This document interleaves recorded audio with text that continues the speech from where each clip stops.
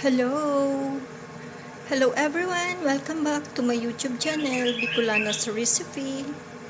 Nandito na naman po ako para i-share ko po sa inyo ang gagawin ko pong ulam for today, ang chicken sisig.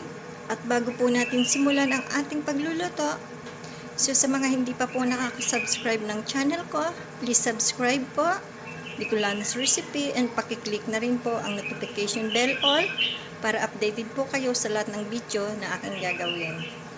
So tara na, simulan na po natin. Ito po ang mga gagamitin ko sa pagluluto ng chicken sisig.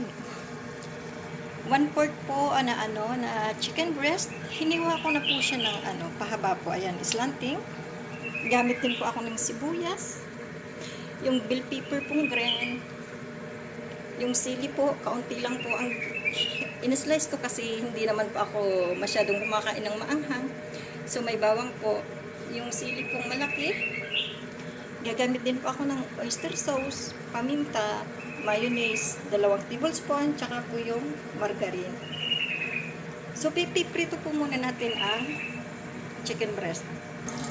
Ayan, pipritohin na po natin yung chicken breast.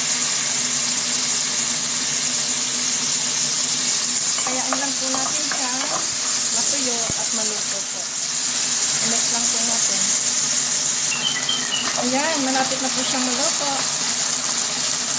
Hayaan lang po natin.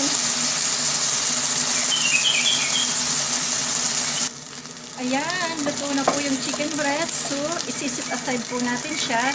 And, sa na po tayo, second step. Yung margarine po, na 1 tablespoon. So, igigisa na po natin ang sibuyas. Sabay na po natin yung bawang. Madalian lang po para hindi maluto masyado. Ayan, ilagay ko na po yung ilagay na po yung chicken breast na na natin, pinarito. Haluin lang po natin. At this point po, ilalagay na natin yung bell pepper na red, tsaka po yung sili. Isunod na po natin yung oyster sauce. Haluin lang po natin. Ilagay na po natin yung black pepper powder. At isunod na rin po natin yung calamansi or lemon juice.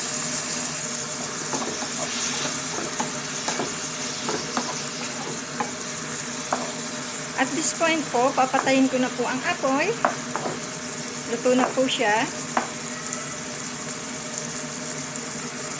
Yan, ito na po. Saka po natin ilalagay yung mayonnaise. Nilagay ko po yung mayonnaise nung patayin ko na po yung apoy para po hindi magmantika. Yan po, i-mix lang natin. Ayan, ito na po yung chicken sisig ko. And ready to serve na po siya. Sana po nagustuhan ninyo ang aking recipe ngayon. Ang aking simpleng chicken sisig. Kita-kits po tayo sa mga susunod ko pang video. Thanks for watching.